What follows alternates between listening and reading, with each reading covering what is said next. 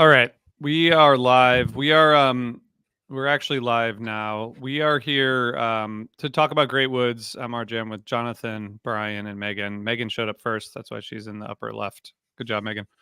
Is that how that works? Sorry, Brian. I know. I'll be there first again. Don't worry. Just like with the draft. Yeah. We actually have an announcement about that draft, our last draft. We have. Oh, no. We do? Oh, I gave it away. I'm sorry. At least I gave one part of it away. Yeah, we have a peaceful transfer of power that has to happen over at Osiris headquarters. And we're a democracy, a functional one. We're a functional one. And, unless RJ decides to step down, he is now the reigning draft champion. Yes. He won. That's what I'm talking about. I'd like to point out that I did not participate in this draft. So is it even valid? Is it valid? He asks. That's what many people are asking that. Many people are asking that. And a lot of people are asking if it's still, do you get to just be like, do you get to choose when you want the democracy to work and when you want it to not work? That's another question that people are asking. Are they? There's a lot of questions that people are asking. Yeah. Not about this, but about actual democracy. People are asking that question. Oh, yeah. Well, yeah. The one thing they're not asking questions about, though, can I just read your list of shows? Because 2 weeks later, I continue to be in awe over what you selected. Yep. So good. So we tasked ourselves, dear listeners who did not catch the summer tour venue draft. We had all the venues /states /regions that the band is playing in summer 2024, and we each picked a show from that, and we all had pretty good lists, and we all kind of leaned into ourselves. But RJ's list is like a greatest hits of Fish. We got 7/195 from Great Woods, 10/27/13 from Connecticut, 6/26/04 from Alpine. My dude going with 04 and still winning a draft. Come on, that is the way it goes. Seriously, a broken system. It's like embracing socialism in the 2020s and American democracy and winning an election. Like, come on, let's go, RJ. 7/29/98 from Missouri, 7/25/99 from Deer Creek, stole it from me 6 rounds in. 8/12/93 from Michigan, 10/31/94 from New York State, Big Cypress, and the Fuck Your Face show from Dick's, which, if you're new to this, that's 8/31/2012. It's a pretty good list. It was fun. Most importantly, we had fun. I don't care who won. I wasn't even keeping track. It's gracious in victory as well. Wow. Yeah. Well, it was a well-earned victory, RJ, and so glad you won this. And you get to wear this crown until we have another draft. Oh, thanks. Well, I really appreciate it. I just, really, it's about the friends we made along the way. That's really what's important. I just like that Megan combined a democracy with a crown. What the hell is this? Are we England? Get the hell out of here with this. Yeah. No, come on. You get to wear a crown when you win the draft. Stop this. Didn't you see your picture that made the rounds on the internet, Brian? You were wearing a crown. I do. There's actually a text thread I have where that is the icon of the text thread. You're welcome. It's going to have to go away now, though. Now it has to retire. Thank you, Megan, for bringing that up. Okay, so what do we got? We got you released your moment with Meg with Peter from Goose. I did. Was that last week? Mm-hmm. Maybe that was 2 weeks ago. It was the last one that it was good. Thanks. Yeah, and I've got Scott Hashi coming up from the Magic Beans, band from your neck of the woods, Brian, Colorado, Denver band. So we got to talk. Yeah, we got to talk at Northlands too, and we had a really fun conversation. So that'll come out soon. So you can keep your eyes peeled for that one, and just appreciate all the support and everybody checking it out. It's meant a lot to me. Nice. Awesome. Okay, so now we are here to talk about the actual shows that happened, which were Fish shows that just happened. 3 nights of Great Woods. Neil is still in the parking lot, he said. So it's a hard venue. A lot of those venues are like that. It's hard. It's hard to get there. It's hard to get. That's why not everyone, but a lot of people are embracing their inner Couch Tour for Life personas. Right, Brian? I'm here, but Great Woods, what mystique, and then you get there. Yeah. Yeah, my friend who was at her first who's at her first Fish show last night, texted me, and I was like, "How was it after the show?" And she said, "Well, we left a little early. We still can't find our car. We are probably never going to go see a concert together again." So Great Woods Lot, destroying Brutal. marriages left and right. Wow. Yeah. That is all right. So they played 3 nights at Great Woods. I was not at any of them. None of us were at any of them, but I think you guys streamed and I listened. So okay, I guess the first thing is, well, to any of you, in the first 3 shows, did you guys hear anything different musically from like Sphere and Mexico, or do you feel like they're kind of picked up where they left off? I'm just curious if you heard anything different, like thematically, um, before we get into before we get into the meat of the run. I don't think so. I feel like these shows and tour will probably stand apart. It's once it's all here. But it does feel like they are just kind of continuing to push into whatever the now is. They don't really sound exactly like before, but it's not like there's a dramatic shift. They've changed some stage layout stuff from Mexico, but it's really more like a hybrid of the Sphere stage layout as far as, what's on stage, what's not. And I guess they're tinkering with that a little bit.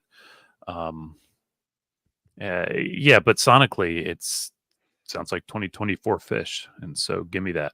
Give me all of that. Yeah, I think I agree overall. Like, I don't hear a noticeable departure. Like, this new effect immediately comes in and changes things up, and it differentiates the sound. I think the biggest, it's more of like a like 2023 to me felt like such expansionary Fish or expansive Fish. So the band was just like trying to figure out, when you get into a jam, how far can we take an idea? How can we distort it? And it seems like they've gotten really good at once again accomplishing a lot in a short amount of time. And it's not to say that there were short jams, but like one of the jams that stuck out to me, it's only 11 minutes, was The Sand, that went through a ton of different ideas and a ton of different changes in such short order that you would have thought, as I was streaming it, I was like, wow, we've got to be like 16 minutes deep at this point in time. And it's 11 minutes total. It just gives you the sense of, there just feels like there's a lot of communication on the stage right now and a lot of familiarity. They've played a lot over the last 18 months, even if it's in kind of little spurts. They all seem like they're in a really good place. They seem really happy with the record. And that just seemed to be reflected musically, and also just the overall vibe from listening to this run, that they sound kind of mid-tour form in a way.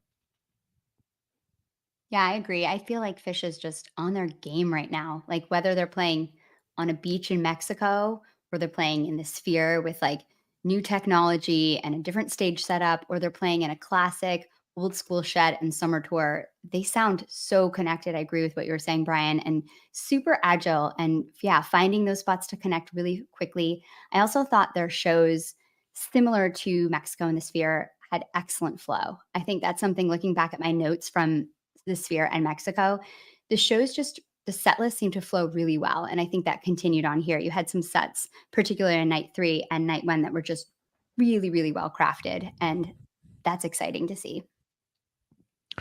Just to piggyback off that, I feel like right out the gates, set list experimentation was just right on point. Yeah. Nothing felt, outside of like a few small moments, nothing felt like, okay, we're just going to kind of play this song to get into a vibe. It was big kind of chances, be it Down with Disease being the 3rd song, 4th song of the tour, and jamming. You Enjoy Myself and Squirming Coil, both opening second sets, 2 songs that usually close a second set. Just a lot of adjustments in a way that felt like a band that just didn't feel like they needed to like get settled in any sort of way. Yeah, they were warm when they hit the ground. They've been tinkering with set lists for the past couple of years. And, if you read, and I'm sure you read or listened to all the Trey interviews lately, he's talked about, well, we decided to, this song wanted a new set closer kind of song or a set opener kind of song. And so they've got those songs coming into the lineup, and it's pushing others around that are not leaving the lineup. And I think that's just continuing to make things interesting, keep things interesting. And you knew it was on. I've talked about, and I'm jumping into this actual content of the shows. I've talked about Buried Alive being a signifier for a great show in all but one time when it opens. And maybe it's a signifier for a great tour when it opens the tour. That thought crossed my mind when I was just like, of course, we're going to open a tour with this song and just set the bar here already. It's up there. They're getting so good at that, like playing those classic songs in those classic spots, but then also, like you're saying, Brian, really changing it up and throwing the rules out the window, and also playing a lot of rarities in really good spots, thinking about things like Thread and, you know, just some songs that you don't hear a lot, The Connection, and just coming in and dropping those at like really nice spots. And all their new songs sound like perfectly placed, thinking about like Monsters after the No Man's Jam. Like they're just doing a really good job with their set lists. Really good. Yeah. Okay, Jonathan, what else do you? I know you have notes. So what else do you have in terms of themes? Well, I mean, we kind of touched on some of this. I mean, they're ready to play. They refuse to kind of stand still and sound samey, and except in that they have just continued to sound energized for a little while now. Maybe, I don't know, for a little while now. And again, the set list rewriting and modifying those are my themes, as just looking at 3 shows in on this tour. I want more of that. I love Coil as an opener. First time a set 2 opener since 99, I think 99, 630, yeah, 99. Yeah. Yeah, thank you.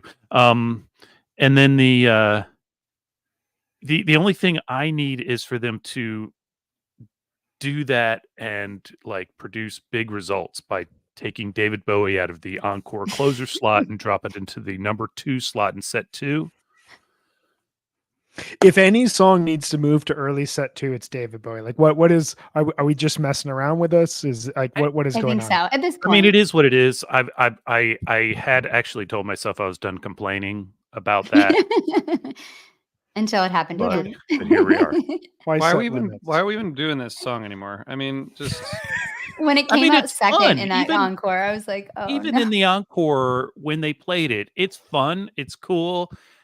I was surprised it was only 6.5 minutes long. I was surprised to see that written down after I had listened to it live. I was like, really was. I mean, I knew it didn't go deep, didn't go anywhere really, just contained. It's the single version. If David Bowie can fit on one side of a 7-inch record, it's probably too short, though. Yeah, a little bit. Mm-hmm. Brian, what do you got? Well, just one thing, bouncing back to a theme I brought up about just how many ideas, like how quickly they're jumping around. I wanted to read a message sent out by a good friend of the pod, Drew Hitz. This is Music Theorist Corner. I am not a music theorist. I just like to listen to smart people talk about music because it helps me understand it more. Drew said, I have to re-listen, but I'm almost positive that during The Sand, there were 2 different modulations down a whole step. There's an asterisk there. Both of them were led by Mike. They almost never modulate down or up a whole step. Both were spectacular. That's a must-hear Sand. And then his asterisk was, I'm pretty sure that there was a 3rd right before the jam ended, but 2 that set up shifts within the jam. And then another good friend of the pod responded to this, Mr. David Goldstein, my co-host on the Beyond the Pond podcast. He said, Drew's right. Sand is in A minor. Trey steers the jam into D major like he always does, but then they modulate to C major around 7:30 and then B major around 8:30. I'm not a music theorist, but understanding this and listening back to this Sand, it speaks to me as a band that kind of like Jonathan's been saying, from a set listing standpoint, an overall playing standpoint.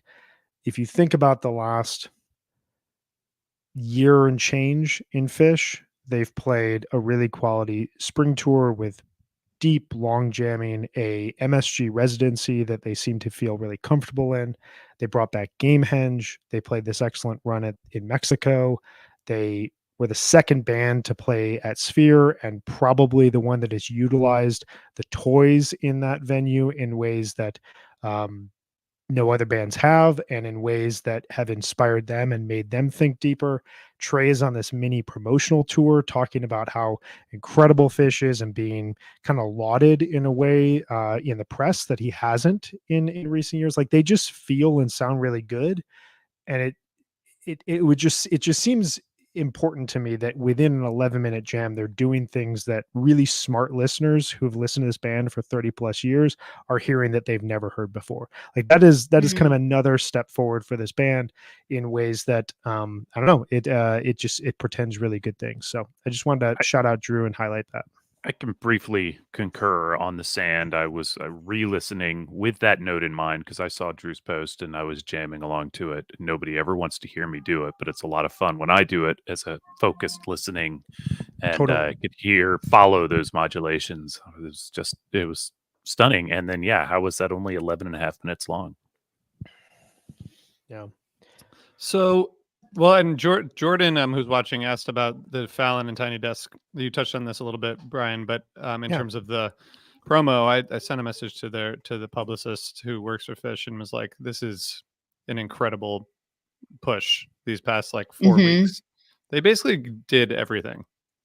It's pretty amazing. Like, they got like, there was like, I mean, from everything from, and starting with the Sphere, I guess, shows, but like, they've basically been in every major music and like anything that you could do to promote music, they've been involved with in the past like 3 or 4 months. Yeah, it's waiting for the New York Times feature and for Trey to stop by the Brokedown podcast to talk about Grateful Dead. That's kind of it. There you go. That's all he needs to do.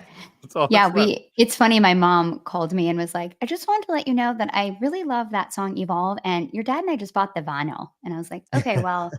If my parents are buying vinyl Fish, like, things have really crossed over into a new level. Yeah, it's working. But yeah, it's exciting to see them kind of hitting these milestones of things. I've always loved Tiny Desks.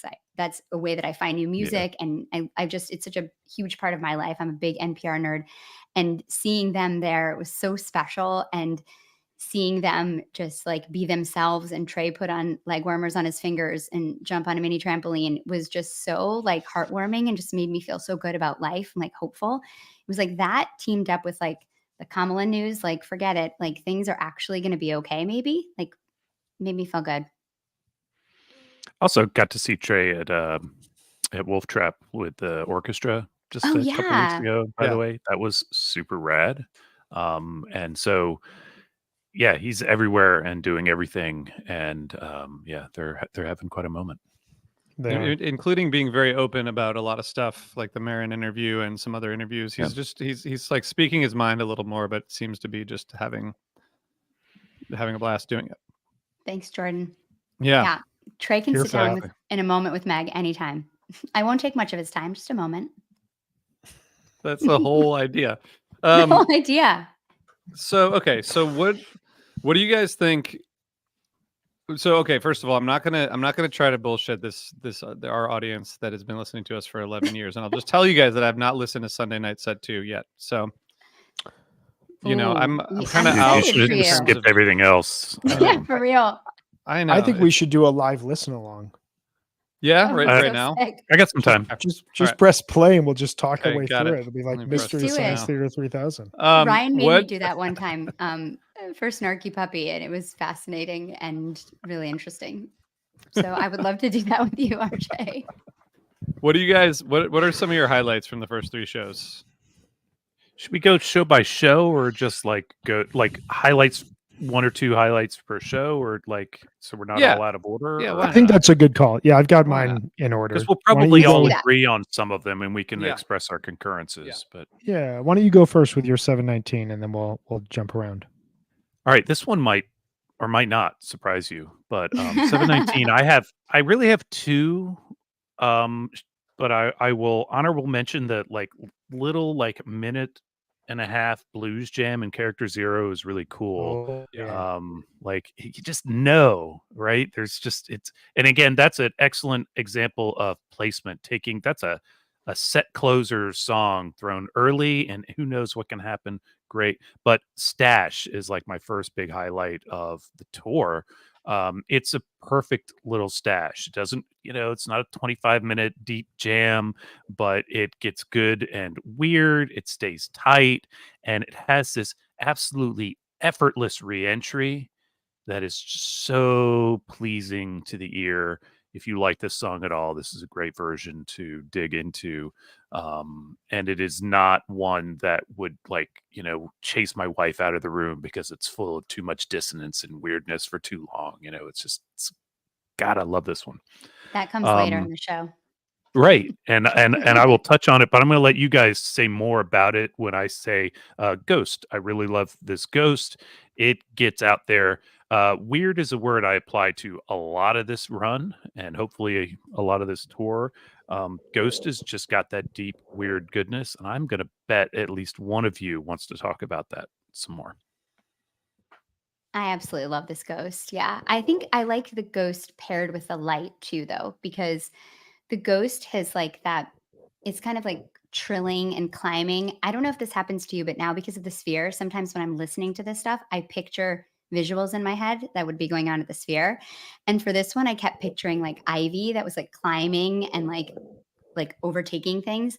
And I really like this Ghost. But then what I really love is how it deconstructs and then turns into light. And this light jam, I've listened to it a few times. It's really kind of meandering, but I mean that in a really good way. It's really exploratory. There's like no agenda. It's just really shimmering and lovely. And I absolutely love this pairing together. I think this sounded great. Yeah. I'm on the same page with all you guys. Ghost Light is that's my top highlight right now of the overall run. And I guess I'll just expand it out, though. I think Megan, you spoke about it perfectly. This second set in the encore with Hood, just as a whole, as a complete picture, just really got me within the overall opening show. It felt like something that you would hear on weekend 2 of a pretty standard tour, just kind of where the band would be playing at.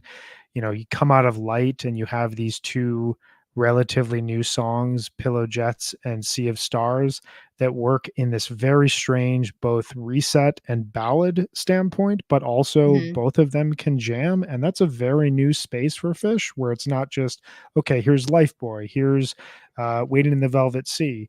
Like these are songs that are going to give everyone a breather, but also have the potential to jam. And then you end that set thematically with a Split Open and Melt. So that whole just back half of the second set, man, it's just like top tier stuff from these guys. The Melt is Melt. I screwed up my notes and wrote the wrong date on the Melt because I just listened to the Melt several times out of order and like forgot what day it was. So it is I mean, they've been hitting hard with Melt in recent years. So like it's almost a can't fail. And here it absolutely doesn't. And I love it to close the set and just, leave people kind of scratching their heads and wondering what the hell just happened. It's so good. It's terrifying. And I was actually worried about people. And I love that they didn't play a song after that. Like they're like, no, we're going to leave on that. And the only thing I wanted to also point out from the show is the Hey Stranger. It has this like off kilter feeling to it, and there's just a lot of great communication. It's just like a tiny little jam, but it's cool, and I like hearing that out of like one of these new songs. Well, I really like that Trey in the interviews he's mentioned Split Open and Melt specifically in like at least 2 or 3 separate interviews. So he's clearly like, I don't know if it ever left his mind, but I feel like at this point it's like this is where we can do the weirdest shit, which is nice because I think we all agree. But I don't know, I haven't heard him like say that until this kind of round of interviews. Yeah, I mean, I feel like this round of interviews, he's been more open about, behind the scenes stuff than he has in the past. There's always kind of been a desire to leave a bit more mystery there. And I think he knows that his biggest fans are overanalyzing their music as it is. He might as well kind of jump into that and like add a little bit more to the conversation, the discourse.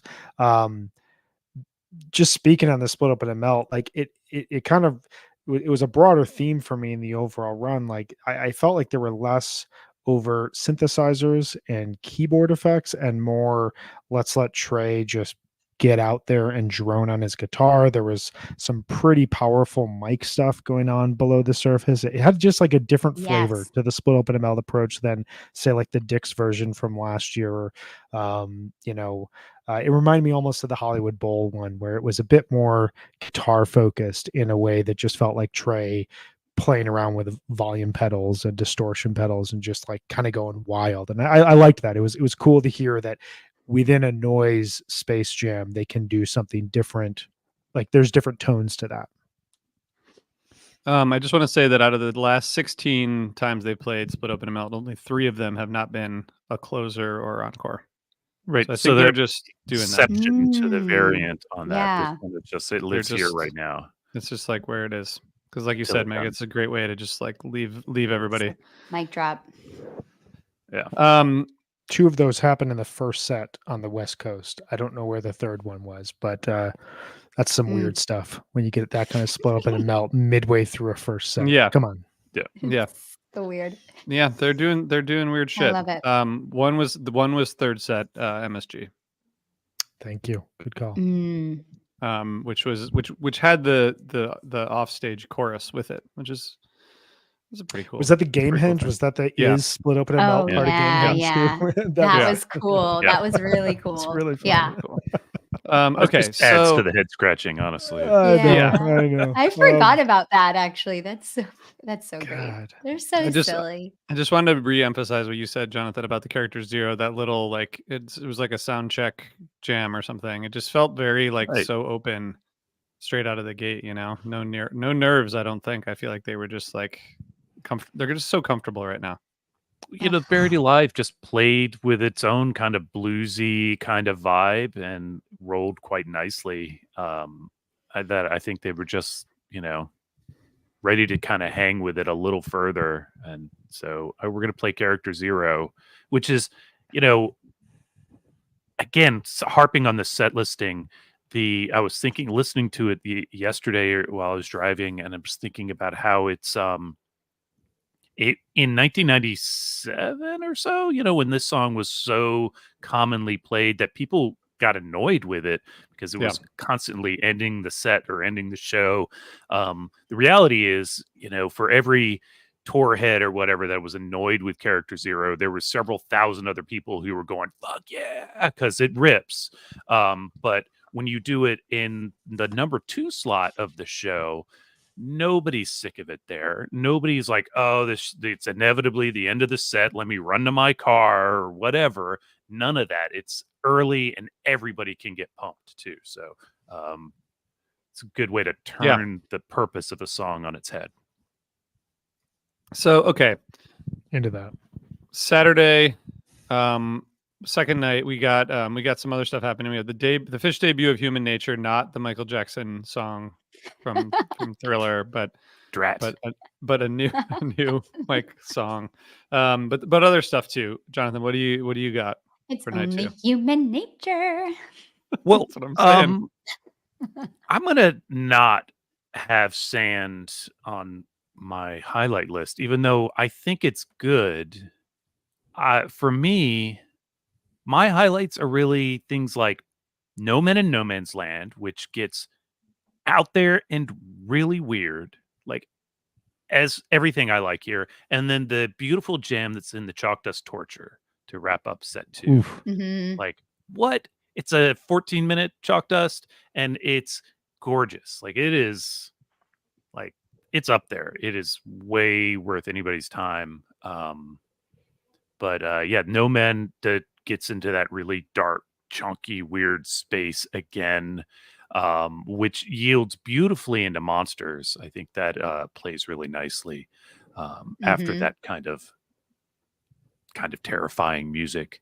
And another really overall very good show, though. I think you guys agree. I bet you all agree. We can just end the podcast here. It's that good.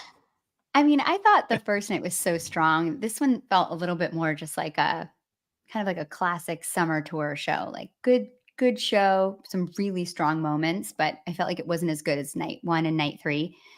I really did love the sand. I don't know enough about music to be able to talk about it the way Drew can, but there was such a bubbling, like underwater feel to it. It just felt so cool. And I can't believe that they're getting to these places so quickly. I actually didn't love Human Nature on the album, but hearing it live, Mike's bass sounded so good. It had like a dancey little groove to it. I was like, okay, like I could hear it opening up a little bit. Like I actually kind of liked it a little bit. I'm not gonna lie. I think the No Men though is definitely one of my top jams of the whole weekend. Trey just locks into this like repetitive groove, and Paige and Mark start echoing it, and it feels like they're going down a rabbit hole. It's really like shimmering and melting synths, and Paige just setting those soundscapes. And then it crescendos, and Kuroda was doing these like undulating waves of light that were just like moving in and up. It was really atmospheric, and I love how it swirled down and melted into monsters, like you said, Jonathan. And I thought it was nice. I felt during the Oblivion, I felt like they were looking for that improv place and it just didn't land. And so it was cool to see them like go into No Man's and just find it there and open up to it. And I also am really glad that the jam came back after the vocal jam in Yem, because that always shortens the vocal jam. I think those are wrong reason. I think you're right. I agree with that. But I think that like what you said earlier, Brian, like the set list experimentation has been great. I think like this You Enjoy Myself set opener, I'm not sure really. I'm sure it was great to be there. Like listening back, it's kind of like a 15-minute detour to get to this set. I think. I'm sure if you were there, it's like awesome, because like why not open a second set with You Enjoy Myself? It's great, but it's sort of like it was almost like playing evening song or something, but just longer. Before they got into like the jamming of the set. If they come in like 70 minutes into a set and play You Enjoy Myself, then you're like, well, we have You Enjoy Myself, and that'll probably end the set. But if they open the set, then it's like, well, we got You Enjoy Myself, and then we still have a whole set. Yeah, so, and it is kind of fun to like come in, after set break and be like, oh, it's Yem. Like, I think if you're there, it's probably super fun. But yeah, really there's also back at 7 a.m, you're like, Yem. You think about like, what Trey has said in some of the interviews, what they've done, like he spoke about in, I forget which interview, there's been so many, that what is the last Fish song that Fish will play? It's going to be You Enjoy Myself. Like whenever this all ends, like that is going to be the final song. The way that they ended 1.0 with that was perfect. I get the anti-vocal jam stance. I agree with it in part, but you should listen to 10/7/2000 and just realize that it can be absolutely gorgeous. It can also be terrifying. See 10/31/1996. It is only when they don't put forth full effort, methinks, that it is not worthwhile hearing, but there are some versions that are great. I'm not anti ever. I just feel like it's usually not amazing. Because you said you're opposed to it, it means you're anti all the time. This is a black and white conversation. I'm sorry. Life is binary. You didn't know that? Yeah, apparently. No, I get what you mean. But like 10/7/2000 Yem, please, people, go out and listen. Amazing stuff. All right. Can I give like the biggest zag of my entire podcasting life? Oh my God, I can't wait. Hold on. Let me brace myself up. Is this being recorded? Yeah. Okay, good. My favorite moment of this entire show was Human Nature. Wow. Wow. Who are you? Do we even know who you are? I'm lost. So, and I mean, the last 3 minutes of the No Man and No Man's Land, like that's my zone. But here's my thing.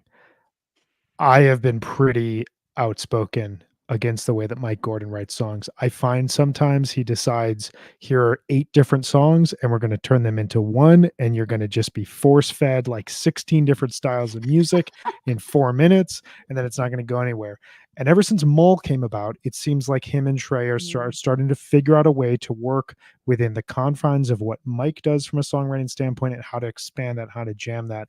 And I'm going to make a prediction. I think that we're going to get a big Human Nature this summer. I think that like 10, 15-minute type of thing where we see a lot of different modulation and a lot of jam space covered. It could work really well in the second set. When I hear this song, it makes me think of the Talking Heads. It makes me think of the space of music that Mike Gordon is at his strongest. This kind of poppy, these lyrics that give you kind of weird, funny thoughts that figure out a way into your brain. And you're like, what the hell is he talking about? And then you realize you're like, oh, that's actually really insightful. It's got a great chorus where it kind of goes up in this positive way to a major key. And then it effortlessly dove off into a jam. And this felt very similar to The Sand for me, where when the live fish recording appeared and it was 7 minutes, I kind of laughed like, okay, they must have mistracked this. There's no way that was just 7 minutes. And then lo and behold, just 7 minutes. So I just want to shout that out. I think it's a killer song. It's the first time in I don't know how long, maybe since Round Room, where I'm like, I got to hear the new Mike song at Dick's this summer. I have to hear this. And you're going to. Yeah, you're going to. I have to. Wow. I think you guys both nailed it because the song. So Trey's talked in the interviews about the record, right? And he's talked about how, we played all these songs live and gave them some room to grow. And then we got into the studio and nailed them. Well, but not Human Nature. And now as soon as they put it on stage, it's ready to open up. Yeah, it's like funk groove. You can hear it. It's so ready to open up. I really hope they let it happen. They will. I'm there for it. Wow, Brian, that is something else. I got to go back to this version now. I didn't think I would ever listen to that set again. I mean, except for maybe The Sand, but here we are. Okay, what else? What other highlights we got from Saturday? Well, I just want to say one more thing because I just want to back up what Megan said. I think that your point of this being kind of like a standard summer tour show where it's really fun to be there, but like I don't know if I'd go back and listen to it. I think that these are important shows in a tour this early because it does set kind of the floor. Set list wise, I think it's the least dynamic. Playing wise, there were a few moments I had of just, kind of quibbles like that jam still sounded like it had ideas. Why did we jump off? But I think overall, when you really look at it, Sand, Human Nature, Oblivion, No Men's, 2001 was really cool, Chalk Dust, and then the encore banter, which I know Jonathan will want to talk about. When you have those moments, it kind of raises what could be just a standard fun Saturday night out at an amphitheater into a quality Fish show. And that to me is important of just kind of setting the table of where we're at already in this tour. It's like a 20-point comeback win in game 3 of the NBA season, where you're just like, you don't need this, but this lets us know that you guys are connected and gelled and you know how to fight through adversity early on. Okay, you lost me with the sports thing, but but I agree does set the bar high for Saturday night specials. There's going to be a lot of Saturday nights on this tour. Let's hope they all at least come to this level or better, and I think we're going to be doing really well. And yes, I do want to talk about what Trey said at the encore because I've been talking about it now for I have too, Jonathan. I just want to be on. I just want to be on the record. So has Goose. I'm just saying. I want to jump on this because I want to get credit for it, partial credit at least. Yeah. At least. So encores are the de rigueur encores are dumb. Trey obviously heard me talking about it. Like a encore used to be a thing that you would provide when the audience pled you to do it. Please come back and sing one more. Sing the aria again because it's an operatic thing. It goes all the way back. It was way back. Now it's just like it's in the schedule. We'll play a set. Then we'll play a set. Then we'll come back for 20 minutes more. That's not an encore. That's part of the schedule. That is just a short little set. The schedule now has an encore, which is a short set. That's not an encore. They can call it what they want. Like you can write the word cupcake over a hamburger. It doesn't make it a cupcake. We're getting into the Orwellian territory of the podcast. Wow. I'm really here for this. I'm just saying, like, Trey recognizes that it's ridiculous. They're going to keep doing it. Of course they are. But I like that he, nodded to it. But you can just use all of your time instead, unless you need that break. Jerry Garcia did it, though. Why couldn't you? It's just become part of the way they do shows, though. And that's what Trey was saying, too. Like, you expect it now. We have to do it. I'm going to tell you something I tell the people that work for me. Just because we've always done it this way is not a good reason to keep doing it this way. Well, I just to add to this, which everyone already knows. It's not a reason to not do it though either. Yeah, that's true. See, there's no right answer, except that the encore thing can really fuck up a show also, especially if you're on a curfew situation. Mm-hmm. But true. If you play really cool and interesting encores, that's fine too. Yeah. I think, what was it, was it last year already when they were playing just really wild and really cool encores right out the gate in the summer tour? I feel like we're having this discussion like 3 or 4. Mm-hmm. Yeah. One thing I will say is I thought the 3 encores were quite good. I'm a huge fan of the standalone Hood encore. I think that is a big statement. 12, 15 minutes, one of their best compositions. I thought that anytime there's banter in the encore, that to me is better than any song that's going to be played. I just like that connection moment with Trey. I also like that he realized as he was telling us that he had this idea that he was like, well, I can't do it now, 41 years into our career, because I just told you about it. Right. I'm not going to do it because I told you about it. But like, say what we will, and we've picked our nits with the Bowie, like Circus Bowie Santos is a fun, diverse encore. And then, regardless what RJB might say, even though he is apparently the king of the land, Possum Tweezer reprise, pretty fun encore. I'm there for it. Awesome Possum too, like really fun. It's not my jam, but like how fun. I turned it off and went to bed. Not gonna lie. Well, and I like Possum. I have to say, it actually. I listened to it today. It's ripping, and I like Possum, but I definitely was like, I don't need to stay up any later for this. So you're like, I've had plenty of the greatest 3 minutes of rock and roll. I don't need it tonight. Yeah. Yeah. 3 minutes more might be too much. It's not going to be Charlottesville 94. Exactly. This is true. That's a high bar. I was doing the dishes and was like, you know what, a little bit more fish before I dive back into the stack of political podcasts I have to get through, because an entire decade happened in the last month. So true. Exhausting. Okay. What else do we want to say about this show? I think we're ready to go to night 3 now. Yeah. All right. All right. Yeah. Well, I'm just saying that, just thanks for listening to us, and just keep on just jam straight through until the end. Like, think about that, the Saturday night encore. They just keep jamming that chalk dust for another 15 minutes, and that's the end of the show. So that's a very good point. Just to linger on this, like, why abandon that? If that chalk dust is another 9-10 minutes and they don't encore, who is going to complain? And an addendum, if they do complain, are they worth listening to? Yeah. There it is. Just do like Billy Strings at that festival this weekend. Just play until they pull the cord. I know, that's really messed up. I saw P-Funk play a show once. They pulled the cord and they just kept playing on stage. PA's down. They just kept playing for another 20 minutes. It was great. That is amazing. The bar is set, Trey. No Human Nature repeat on Sunday, Brian, but they did. I really liked the Wave of Hope Bathtub Gin combo in the first set. I mean, that's like a pretty. It's like what, 35 minutes of music almost, and just And talk about like amazing set listing, like Wave of Hope second. Who saw that coming? Yeah, like, I did not. Yeah, really great. All right, who wants to start? What do we got? Sunday show. I imagined some point during the show that someone had passed Trey recent Great Woods set lists, and he like recoiled in horror and was like, we're not going to do them wrong this time. I also think that Trey remembered that Sunday Night Fish used to be a real thing. Like, it was a powerful thing. Like, Sundays, everyone was like, you cannot miss tonight. Oh, you're not going? Cool. You just couch tour it. It's going to be the Tweezer Fest from Merriweather Post, or it's going to be Velvet Night, or it's going to be that third night in Alpharetta in 2018, or that third night in Camden in 2019. Like, holy shit. Sundays have lost a little bit of their luster.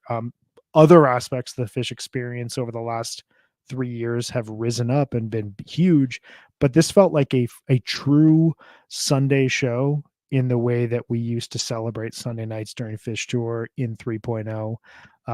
Wave of Hope Gin, I'm right there with you, RJ. I'm right there with you, Meg. Like, I'm sure you're right there, Jonathan. Like, amazing way to come out the gates, diverse jamming. The Bathtub Gin had no reason to tack on an additional 5 minutes of weird groove jamming, but they did because they were feeling it. Like, that's what I'm talking about with this tour so far. Like, that gin had already peaked. It had already reached that euphoric moment that we look for in all bathtub gins. And then it said, nope, let's just keep going and see what's around the corner. One of my favorite segments of the overall run. And then we'll get into it. But like, this second set is just, it's perfect. Like, when we talk about flow fish, when we talk about nailing a set, a complete package where you just press play and you don't skip a track, this is it. This is it. So I'm on a high with this show. I loved this show.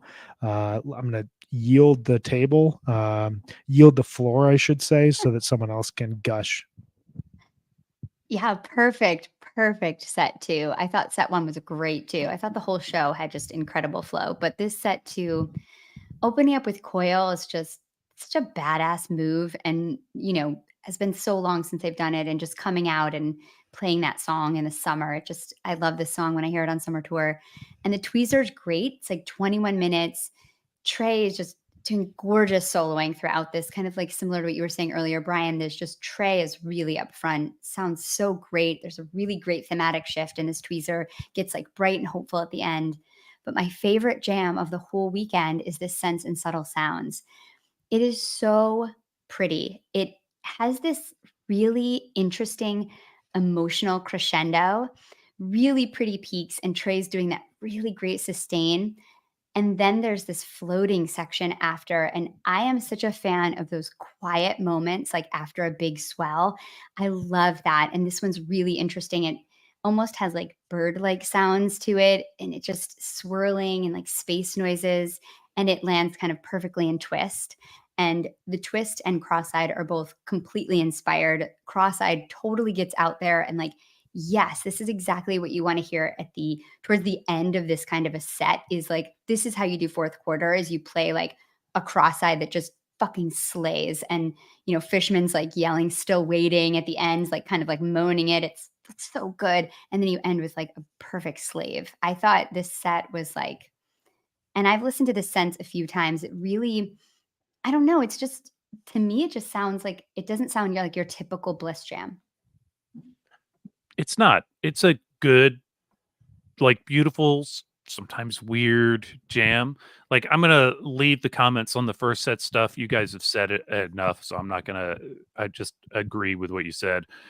This Sense jam, it stretches it out and modulates and gets a little weird. And then yes, there's the ride out after the peak, where it perfectly centers this, like what I wrote here as a perfect set.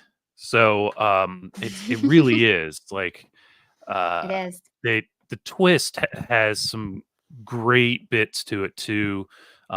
Sometimes twist in recent years is just short, like a waypoint. This one, they really kind of stayed with it, messed with it a little bit, came back into it nicely, and then cross-eyed keeps that energy and then raises it a notch, and just a real good groove throughout. Somebody says, a very dance-friendly show, Vermont to boot, here in the comments, and they're not wrong. I could definitely hear how I can feel how exhausted I would have been by the end of this set, and the slave would have been honestly like a reprieve. I would have been like, yes, and really just kind of paused and let that wash over me. It was really just a great way to wrap. And think about that, the bookends, right? So we have Coil, Slave as set bookends. What? Like, so good. Yes. So good. Really just a terrific time. And yes, Possum is a great call for that encore. Really just fun night, fun weekend at Great Woods. I'm sure everybody there, or at least enough people there to get a consensus, had a real good time. Do you think so with like the Squirming Coil opener there? I mean, I like the idea of the opening up the set list, but it seems like they're really maybe it's Trey who's doing it, but it seems like they're trying to purposefully like push it. Yeah, I mean, I think it's known that or is it Trey's that they like walked driving down to stage list. and were like, but I mean, do you think they walked on stage and were like, oh, Squirming Coil feels cool? Or do you think they were like, Squirming Coil is something that's kind of hard to do as a set opener because we all have to stand around while Paige like plays the piano. Let's like see what happens if we try it. Like, I think they're pushing themselves to do things that all seem a little bit hard. Like the same thing with You Enjoy Myself, second set opener. Like it feels challenging. It seems like it.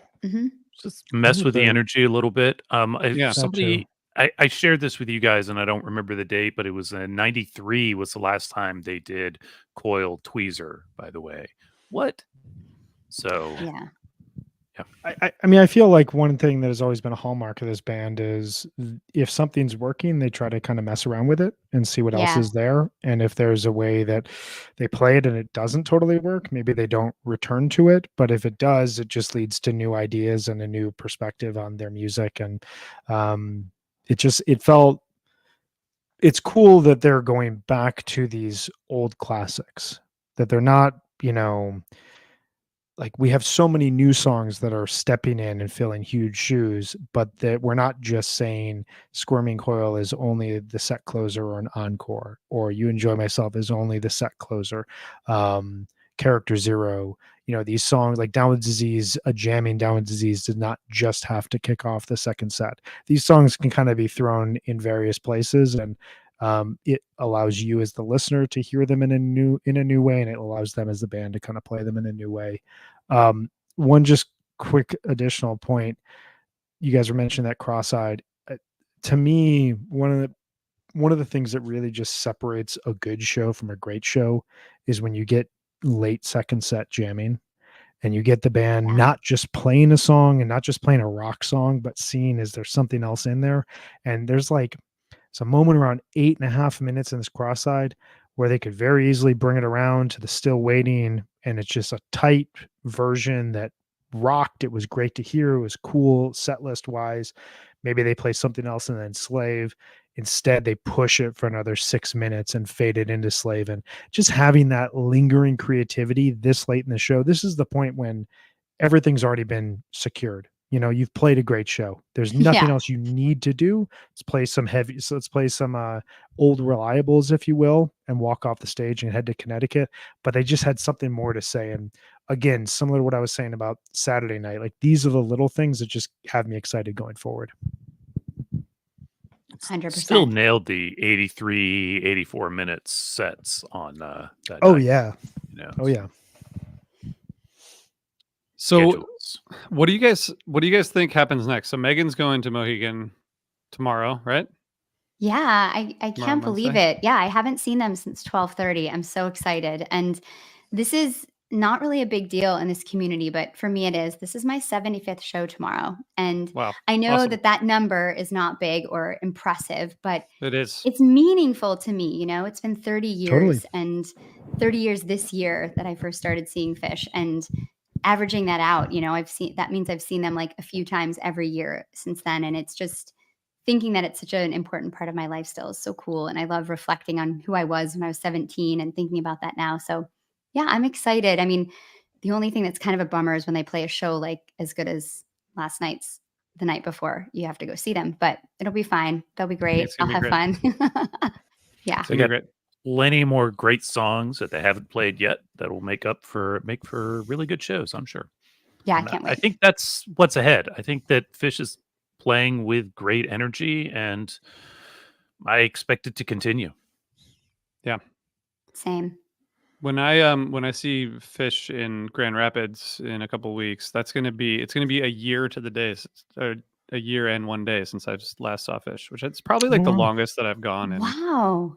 I didn't realize that. Yeah. That's wild. Crazy. And we're also going to have an HF Pod happy hour in Grand Rapids. So people should come and check us out on Wednesday. All the information's on our socials. We'll be at Founders, and that'll be really fun.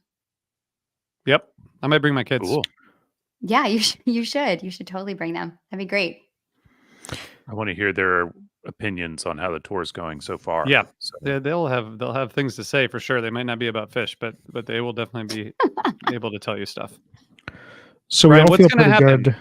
Well, we all feel pretty good about where this tour is so far, 3 shows in. That's happened before. Things could go wrong. We could not like this tour in a week. I want everyone to take one theme from the first 3 shows and predict what could go wrong. No, I'm just kidding. We will play that game as we're not doing that. No, well, okay. You want to go? I want to hear yours. No. Well, I want to. Let me frame it slightly differently. I have with one. You guys. Yeah. I want to just say, okay, so they've basically played all the songs in the past 3 shows. They're kind of like they got the new material mixed in with the existing material. It feels just like they picked up kind of from Sphere in Mexico, as we've been talking about. But what do you guys think is like what's the next evolution on this tour, or what things get evolved upon to make it even more interesting or memorable? 20-minute human nature into 30-minute evolve. 45-minute Hey Stranger. I just think they're going to open new doors. So a lot of this material, like, yes, the stuff on the new record, most of it they've played live before, but there's still a lot of new avenues to explore in these songs. Yeah, I mean, I think I was talking to a good friend of the pod, Josh Carver, who was at these shows. We were texting throughout the weekend, and one thing he said was he's seen a lot of duds in the last 10 years, admittedly, and he was so thrilled. Great Woods, right? He goes to Great Woods, Portland, Maine. Exactly. He went and saw night 1 of Hershey, not night 2, back in 2021. He's had just bad luck in the last decade or so seeing Phish. He said coming out of night 1, that was probably the best show he's seen in 4.0. He said coming out of night 3, I loved everything about that run. Like, I couldn't have asked for anything more.